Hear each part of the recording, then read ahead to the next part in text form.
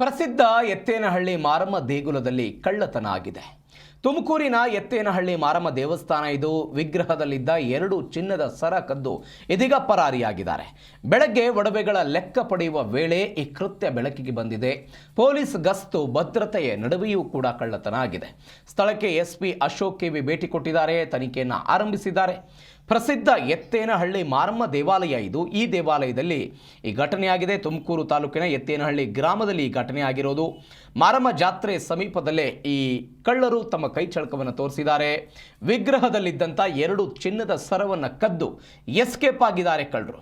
ಬೆಳಗ್ಗೆ ಒಡವೆಗಳ ಲೆಕ್ಕವನ್ನು ಹಾಕಲಾಗ್ತಾ ಇತ್ತು. ಈ ಸಂದರ್ಭದಲ್ಲಿ ಈ ಕಳ್ಳತನ ಆಗಿರೋದು ಬೆಳಕಿಗೆ ಬಂದಿದೆ. ರಾತ್ರಿ ಸ್ಥಳದಲ್ಲಿ ತುಮಕೂರು ಗ್ರಾಮಾಂತರ ಠಾಣೆಯ ಪೊಲೀಸರು ಗಸ್ತಲ್ಲಿದ್ದರು. ಆದರೂ ಕೂಡ ಈ ಘಟನೆ ಆಗಿದೆ. ಮುಂದಿನ ವಾರ ಜಾತ್ರೆಯ ಹಿನ್ನೆಲೆ ಭದ್ರತೆಯನ್ನು ಕೈಗೊಳ್ಳಲಾಗಿದೆ. ಹೀಗಾಗಿ ಪೊಲೀಸರಿದ್ದರು. ಈ ಭದ್ರತೆಯ ನಡುವೆಯೂ ಕೂಡ ಯಾವುದೇ ಭಯ ಇಲ್ಲದೆ ಈ ಕಳ್ಳರು ಮಾತ್ರ ಈ ಚಿನ್ನವನ್ನು ಕಳ್ಳತನ ಮಾಡಿದ್ದಾರೆ. ಸ್ಥಳಕ್ಕೆ ತುಮಕೂರು ಎಸ್ಪಿ ಅಶೋಕ್ ಕೆವಿ ಭೇಟಿ ಕೊಟ್ಟಿದ್ದಾರೆ.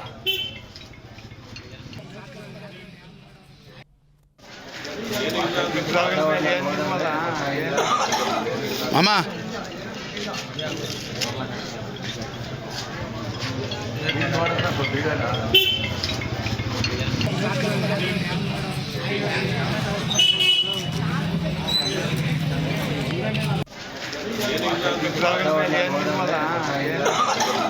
ಮಾಮಾ